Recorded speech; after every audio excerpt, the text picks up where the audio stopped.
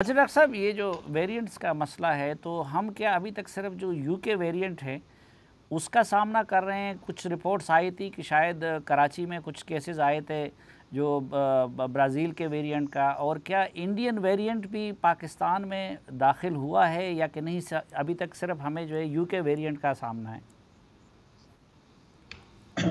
जो वाज़े तौर पे जो सामना है वो तो यूके वेरिएंट का है, जिसको B117 बोलते हैं, जो जी। यूके में सबसे पहले डिस्क्राइब हुआ। ये कहाँ इवॉल्व हुआ कुछ कह नहीं सकते, या एक से ज़्यादा मुल्कों में इकट्ठे इवॉल्व हुआ ये भी नहीं कह सकते।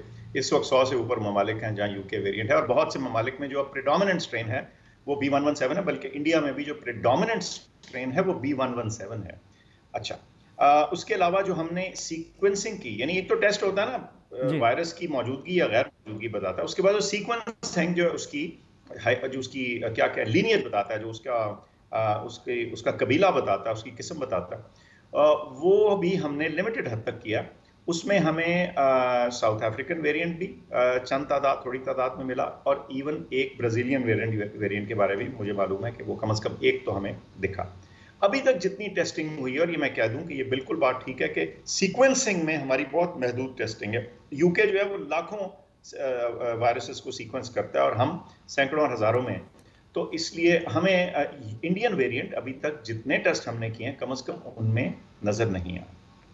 अच्छा डॉक्टर साहब, जो पहले दो लहर थे उसमें तो ये था कि आम तौर पर ये समझा जाता था कि खांसी बुखार यही अलामतें हैं, लेकिन अब कुछ डॉक्टर्स जो कि केसेस को डील करते हैं उन्होंने मुझे बताया कि नहीं, अब जो है सिम्टम्स में ज़रूरी नहीं है कि वो दो चीज़ें हों, कहीं क्लॉट्स बन जाते हैं, कहीं कुछ और हो जाता है।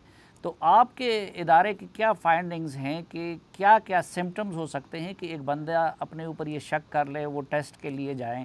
वही ज़ुकाम और बुखार और खांसी को ही अलामत समझा जाए, या इसके अलावा कुछ और सूरतों में भी लोगों को टेस्ट करने चाहिए?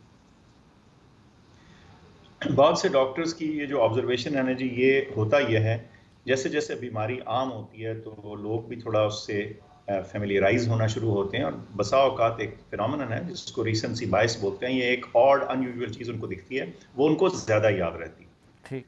लेकिन आज भी इस बीमारी की जो मेन प्रेजेंटेशन है वही बुखार और खांसी है।